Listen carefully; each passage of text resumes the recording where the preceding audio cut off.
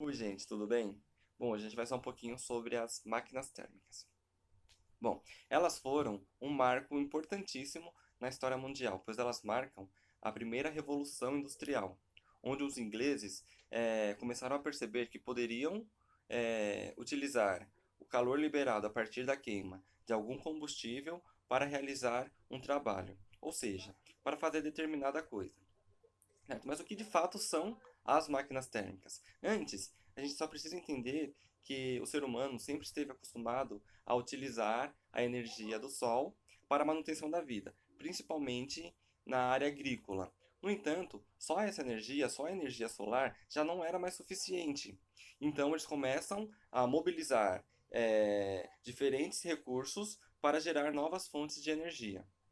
E é pensando nisso que James Watt cria uma máquina de tecer, né, a vapor, onde ele utiliza o carvão, a queima do carvão, para fazer com que essa máquina teça os tecidos. Então a gente começa a perceber que há uma substituição da mão de obra humana pelas máquinas. E atualmente utilizamos diversos motores com esse princípio, principalmente para transporte, produção de energia e algumas outras atividades cotidianas. Então, a introdução das máquinas no processo produtivo aumentou a velocidade da produção de bens de consumo. Certo? Vamos ver agora como funciona uma máquina térmica. Bom, ó, aqui ó, a gente consegue entender como funciona. Aqui em cima é uma fonte quente, ou seja, de onde vem essa fonte quente?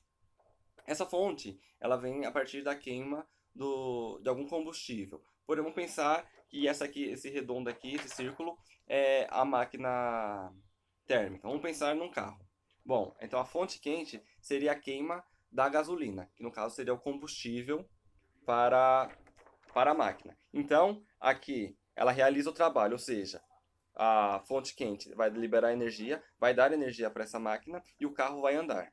Ou seja, no entanto, as máquinas elas não conseguem utilizar todo o calor produzido. Então, elas precisam dessa fonte fria como uma válvula de escape. Então, a gente consegue perceber que essas máquinas utilizam muito o calor para a realização desse trabalho. Mas o que de fato é o calor?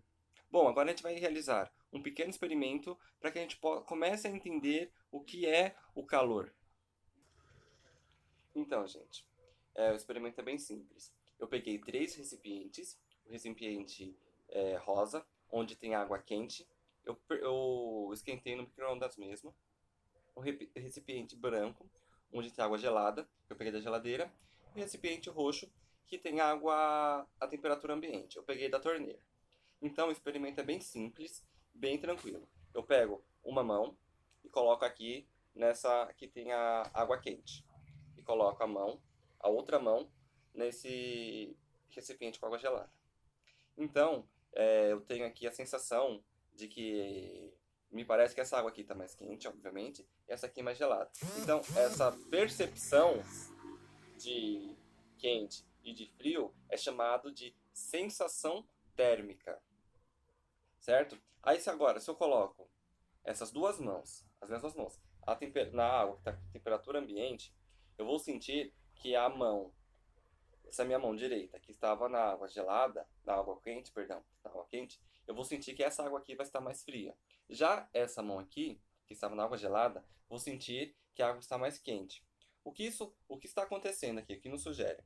Sugere o seguinte, que aqui está havendo uma transferência de calor, certo? Mas o que isso significa? Significa, por que eu estou sentindo que essa água aqui, que essa mão aqui, que a água está mais fria? Porque aqui eu estou perdendo calor, ou seja, eu estou perdendo energia para o ambiente, o que o ambiente no caso aqui seria a água. Já essa aqui, que a água estava gelada, eu coloco aqui, eu estou sentindo a minha mão um pouquinho mais quente, que a água está mais quente. Por quê? Eu estou ganhando o calor dessa água. Ou seja, a gente pode definir o calor, então, como a transferência de energia de um corpo para o outro. E o que é a temperatura, então? A temperatura é o grau de agitação das moléculas. Ou seja, nessa água aqui que eu aqueci, o grau de agitação das moléculas ela está muito forte, em comparação a essa aqui que eu coloquei água gelada. O grau de agitação das moléculas elas estão muito mais lentas em relação a essa aqui, que estão muito mais fortes, entendeu? Ou seja, temperatura nada mais é do que o grau de agitação das moléculas. Então é bem simples, né, gente? Então a aula de hoje era isso. E nas próximas aulas a gente vai fazer um pouquinho sobre a dilatação térmica, como os termômetros funcionam, e vamos voltar um pouquinho também para a questão dos motores a combustão. Por hoje é só, gente. Obrigado.